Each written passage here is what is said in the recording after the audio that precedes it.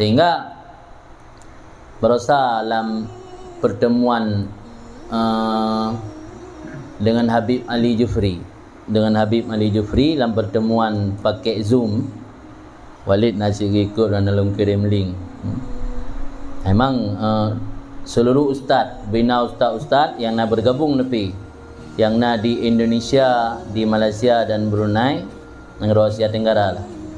Tatabah pesan Habib Ali Jufri Royan. Tengok Walid bu. Nyepat pesan beliau dalam pertemuan online bersama para dai dan ustaz di ASEAN. Setiap dai atau ustaz yang berdakwah untuk peduli terhadap isteri dan anak-anaknya, sehingga tidak layak kesibukan seorang dai dan ustaz dijadikan alat pembenaran untuk menyia-nyiakan mereka. Sebabnya ia terjadi, pakai ngepingat lihat terjadi. Padahal keluarga lah saksi utama. Sehingga yang saksi huruf akhirat kan urun lain ke katanya. Keluarga tu. La Al-Quran ku ampusakum wa ahlikum nara. Dra dan ahli lagi you jaga. Kau lain. Tengok kadang-kadang hana pernah tak pegat pengajian dalam keluarga, hana pernah tabi nasihat atau tausiah ke keluarga. Seringnya pulamnya orang tungku yang mengkawin dengan sabi-sabi daya. Ganggak kana bakro.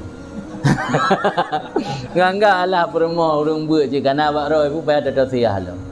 Longgalan akhlak Habib Umar luar biasa. Menyojak lang moto yang hana pernah pengakuan orang yang tong yang hana yang sia-sia selain wirid zikir dan selawat tetap nak baca kitab lah moto. Dan di rumah keluarga sambil duduk sambil makan nak tausiah lah kadar. Tinggal dia tak jadikan alasan sibuk hang merumpak sumber ke keluarga. Kadang-kadang sibuk juga undangan kena undangan gede. Padahal saksi utama tanya orang akhirat tengok kan orang yang dah sumber dua kan. Orang yang dalam rumah tanya. Lang ayat bunaku ambusakum wa ahlikum nara, dalam hadis Nabi nakkan ibda' binafsika wa biman ta'ulu. Mulai dengan diri kamu dan orang yang kamu nafkahi. Kamu nafkahi yang ke anak dan isteri. Jadi tak awali dengan orang yang lain baru tak ajarkan orang lain.